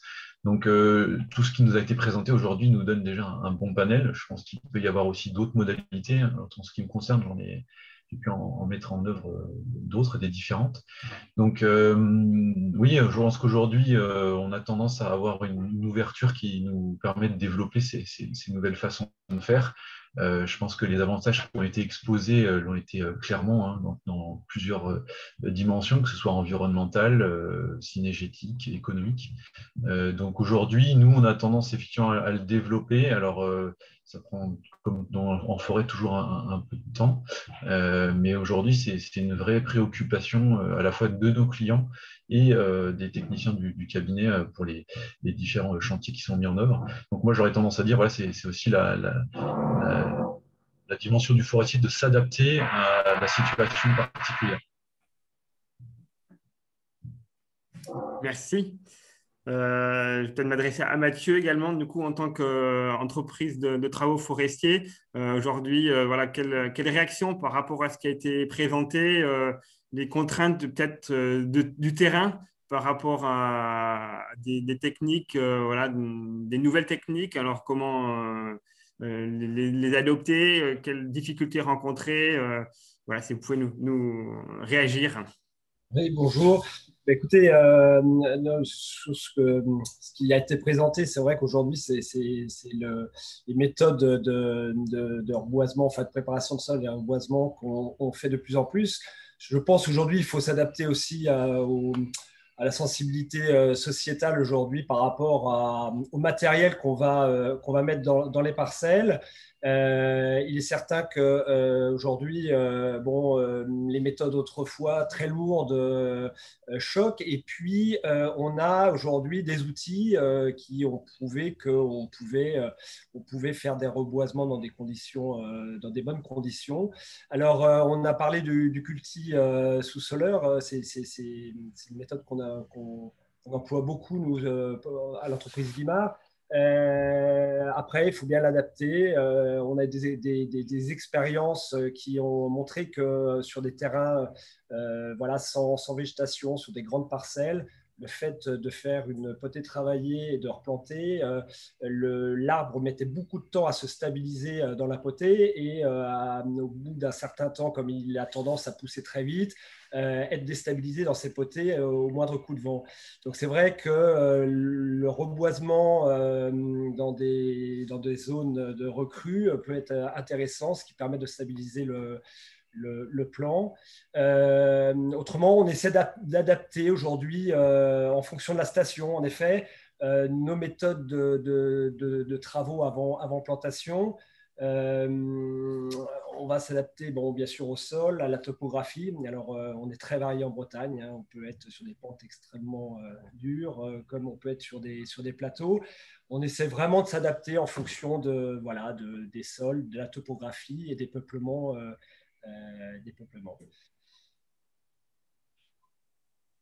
Voilà. Merci.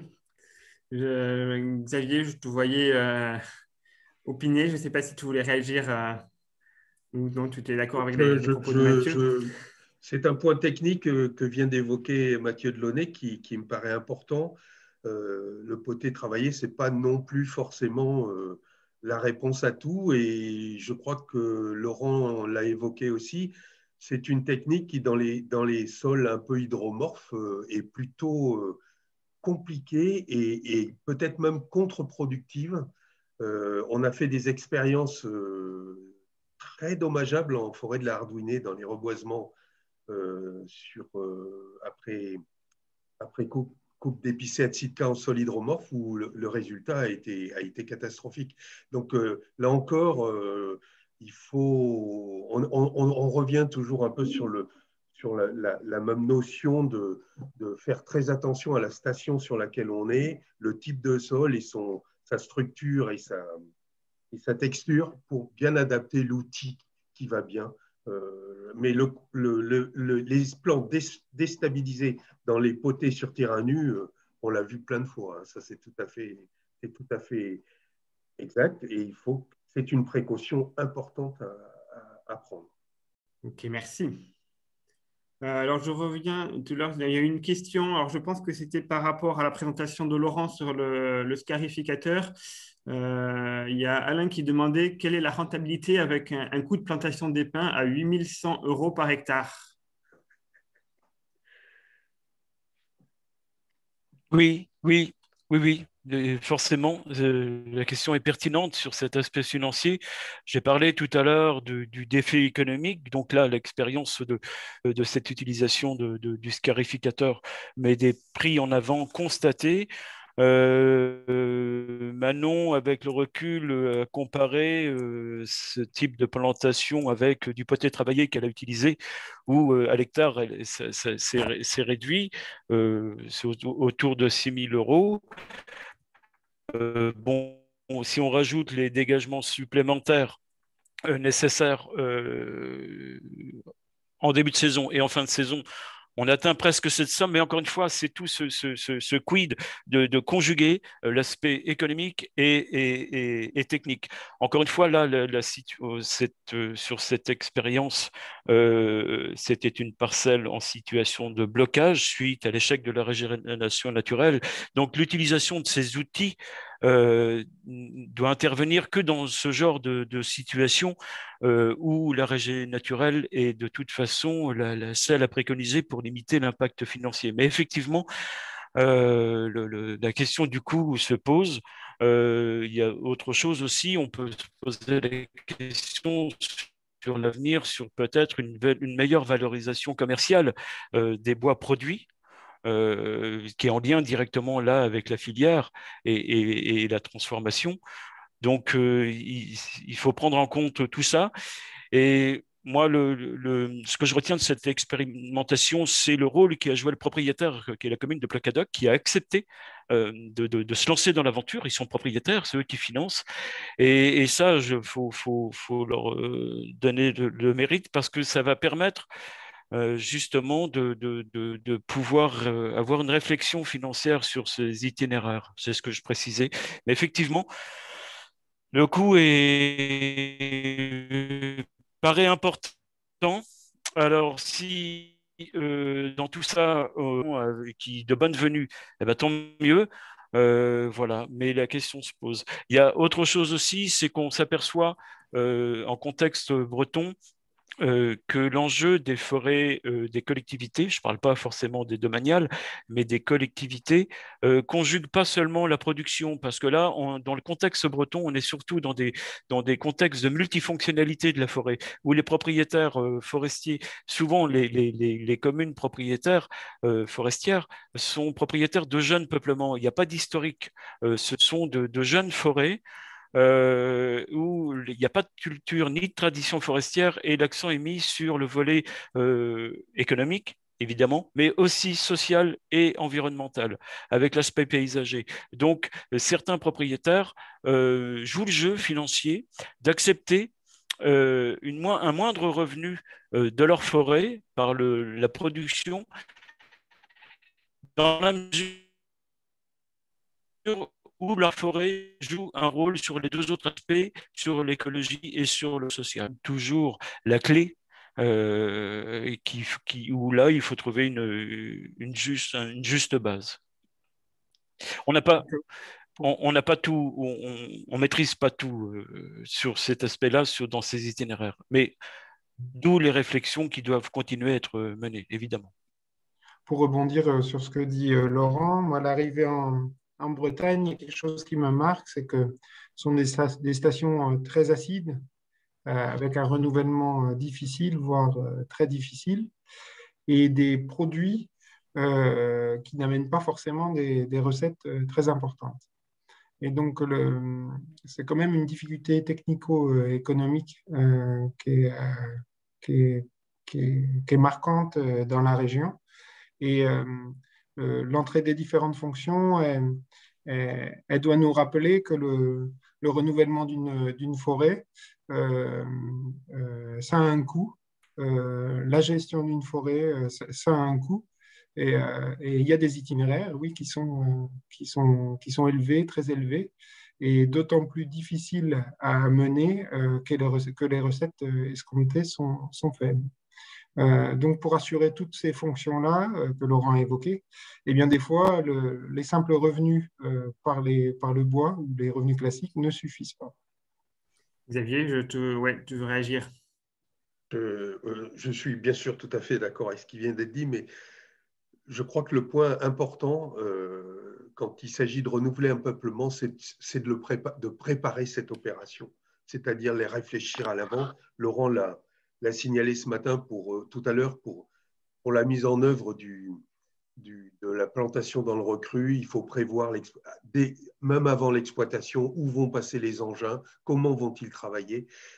Voilà, cette notion de préparation me paraît fondamentale avant d'engager le renouvellement d'un peuplement.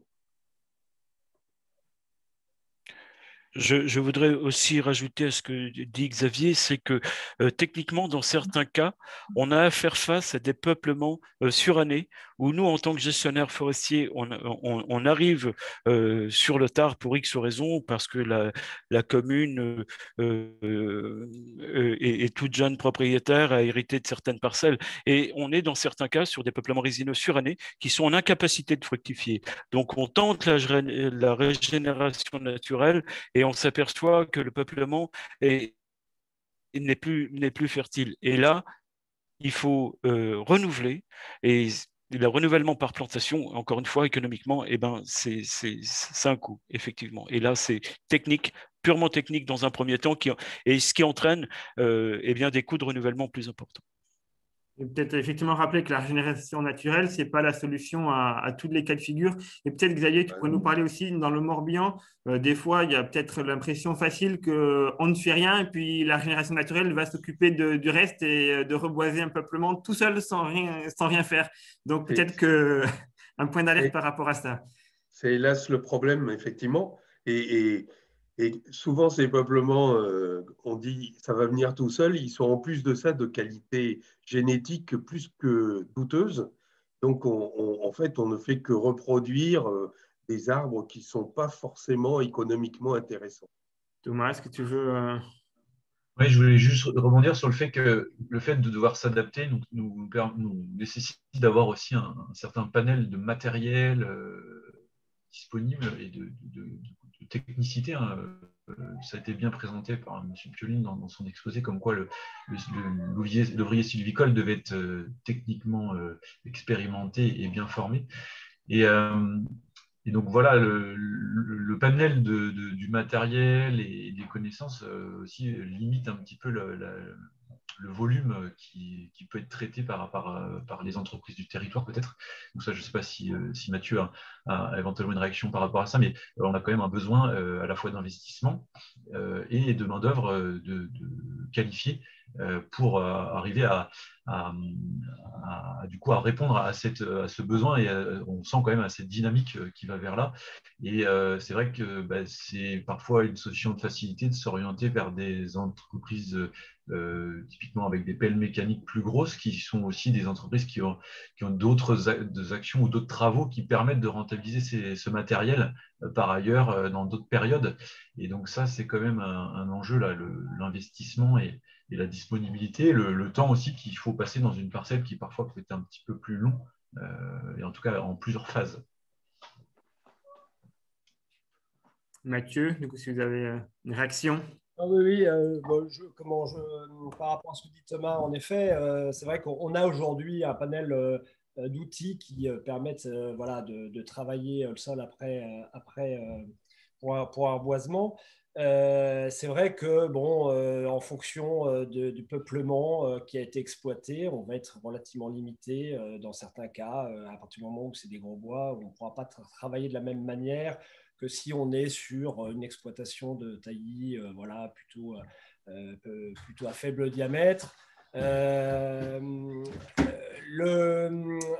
Donc on a aujourd'hui ces méthodes quand on a vraiment un système racinaire très important après une coupe rase sur des gros bois, on a cette méthode éventuellement du culti sous-soleur, mais on a aussi pour certaines plantations, enfin certains reboisements, on peut utiliser des outils à disque, type le culti 3B, qui nous permettent de travailler en surface et éventuellement sous-soler en même temps le sol. C'est quand même des méthodes relativement douces qui permettent d'avoir des bons résultats après pour les reboisements.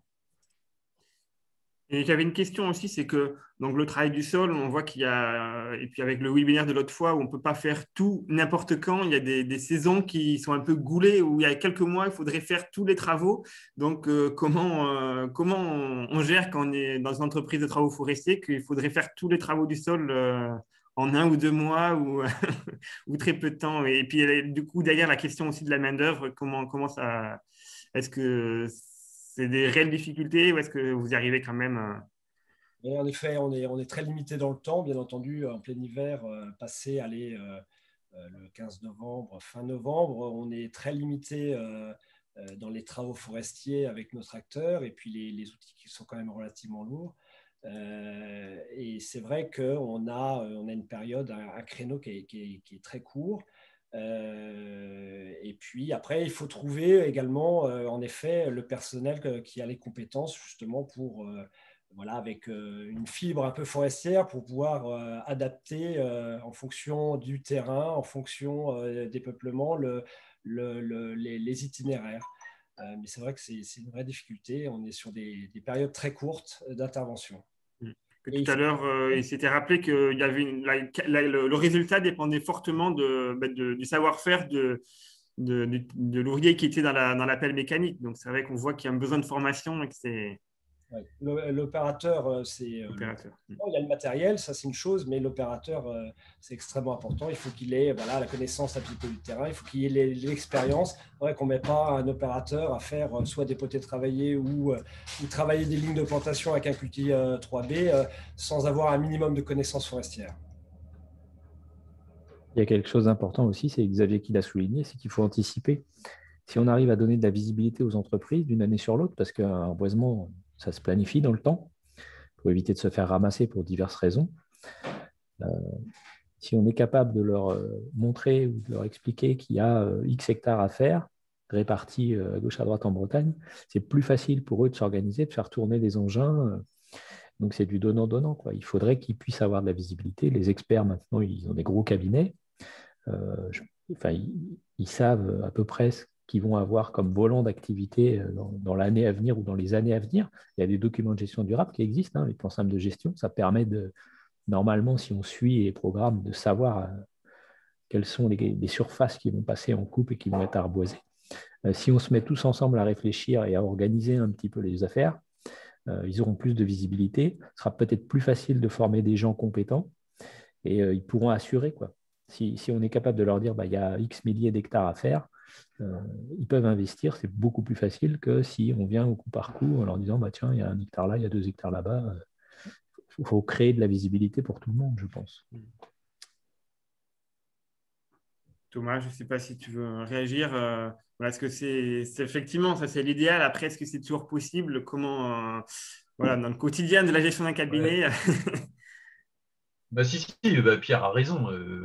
On doit pouvoir, d'une saison à l'autre, pouvoir donner de la visibilité aux entreprises. Alors après, ce n'est pas toujours évident parce que ces chantiers d'exploitation, ces chantiers de travaux sylvicoles, ils sont aussi liés à des chantiers d'exploitation. Alors, la présentation qui a été faite de dire qu'il fallait aussi laisser du temps aux parcelles avant de les reboiser pour des questions de risque santé des forêts, autres, permet aussi effectivement de différer les travaux entre l'exploitation et le reboisement. Alors après, ça va être aussi enjeux de chaque propriété et de chaque propriétaire qui vont éventuellement nous influencer et du coup nous donner parfois des imprévus qui font qu'on n'a pas obligatoirement cette visibilité aussi claire que effectivement ce qui est inscrit sur un plan simple de gestion. Mais effectivement, par le principe, on doit pouvoir d'une saison à l'autre, ou peut-être plus dans certains cas. Voilà. Après, la difficulté, ça va être sur les tailles des chantiers aussi. Hein. C'est plus facile d'anticiper des gros chantiers sur des propriétés un peu structurées que les plus petits chantiers avec des enjeux qui sont différents. Et pour le coup, voilà. C'est toujours pareil, il faut s'adapter, mais c'est effectivement, Pierre a raison, si on veut de l'investissement, comme j'évoquais tout à l'heure, et de la formation, il faut qu'on puisse anticiper au mieux nos actions dans la gestion de façon globale. C'est ce que nous essayons de faire, bien sûr. Merci. Voilà, je ne sais pas si quelqu'un veut faire passer un message ou réagir encore, sinon on va clore ce Il y avait une webinaire. question sur la lutte biologique avec le rhizophagus grandis. Peut-être que Xavier pourrait éclairer. Effectivement, ouais. J'ai simplement répondu à la personne en lui disant qu'il valait mieux qu'elle m'appelle parce que tu connais Pierre et ça risque d'être un petit peu long. Et je pourrais lui fournir tous les documents adéquats parce que c'est vraiment peut-être un peu trop, c'est pas trop dans la ligne de notre rencontre d'aujourd'hui, mais je suis à disposition, il n'y a pas de souci. Si on peut lui communiquer mes coordonnées, même cet après-midi, c'est possible. Ça marche, merci Xavier. Alors, on a parlé tout à l'heure de journées qui auraient lieu sur le terrain pour essayer d'approfondir certains thèmes. Donc, je vais repartager mon écran pour montrer les dates qui sont possibles. Alors, je fais un peu le ménage. Voilà, donc il y a 3 rencontres à venir à l'automne. Donc une avec l'ONF pour voir sur place cette histoire de plantation en recrue ligneux. Ça sera évidemment toujours plus parlant sur le terrain. Donc le 17 septembre en forêt de l'Oudéac. Voilà, rendez-vous à 13h30 au rond-point le parc aux chevaux pour voir sur place comment ça se passe. Et également 2 autres rencontres avec le CRPF, donc le jeudi 8 septembre sur la sylviculture de Douglas et le mercredi 22 septembre sur le pain maritime. Donc là, cette journée, ce sera toute la journée et pour aller vraiment de la graine à la planche pour voir tout le cycle du pain maritime. Voilà, je ne sais pas si vous voulez rajouter des précisions. Les 2 journées du CRPF sont en lien avec la parution des 2 fiches techniques que j'ai évoquées lors de l'évocation des régénérations naturelles de résineux. Donc, une nouvelle fiche technique sur le Douglas, sylviculture, reconstitution par plantation ou régénération naturelle. Et le pain maritime, pareil, sachant que cette essence est manifestement la ressource matière bois des années à venir pour la région Bretagne. Il est important de pouvoir la reconstituer dans de bonnes conditions. Donc, ce sera là aussi l'occasion de diffuser cette nouvelle fiche pain maritime, sylviculture, reboisement et régénération naturelle. Ok, c'est parfait. Il me reste à vous remercier tous les différents intervenants pour vos apports, votre expertise, voilà, ces retours d'expérience qui étaient intéressants. Donc, on voit qu'il n'y a jamais de solution toute faite, que le forestier doit toujours rester humble dans ses travaux, ses choix et s'adapter à la situation du terrain. Voilà, avec des contraintes à la fois sur les aspects aussi de disponibilité peut-être des entreprises, donc une nécessité de planifier, d'essayer de toujours anticiper les choses. Plus on anticipe, mieux ça se passe par la suite. Voilà, il y a aussi des nouvelles questions qui ont été évoquées hein, sur les attentes de la société aujourd'hui qui sont différentes de celles du siècle dernier. Et donc, ça nous oblige aussi, forestiers, à évoluer dans les choix, dans les techniques. Donc voilà, c'est un petit aperçu aujourd'hui qui est évidemment pas exhaustif et qui nécessite d'approfondir. Mais c'est intéressant de voir qu'il y a une réelle volonté de tous les acteurs aujourd'hui d'aller vers des solutions différentes. Donc, on aura encore 2 webinaires à venir prochainement. Donc, le 18 mai sur la gestion et le suivi des plantations. Donc là, on s'axera davantage sur toutes les plantations qui ont été faites récemment, comment les suivre, notamment qu'il y a eu déjà des retards dans les éclaircies. Donc, comment essayer de rattraper le coup avant qu'il soit trop tard. Voilà, c'est vraiment un enjeu fort pour ces reconstitutions. Ça va conditionner la qualité des peuplements et donc la possibilité d'avoir du bois d'œuvre dans les années à venir. Donc, c'est vraiment crucial. Et en juin, un webinaire sur cette question du dialogue entre la forêt et la société, les nouvelles attentes, comment aller vers plus de discussions, comment travailler ensemble et continuer à produire du bois tout en intégrant l'ensemble des attentes autour de la forêt. Voilà, donc les rendez-vous qui nous attendent. Je remercie encore nos financeurs pour nous permettre la tenue de cet événement. Et je vous dis à bientôt et un grand merci.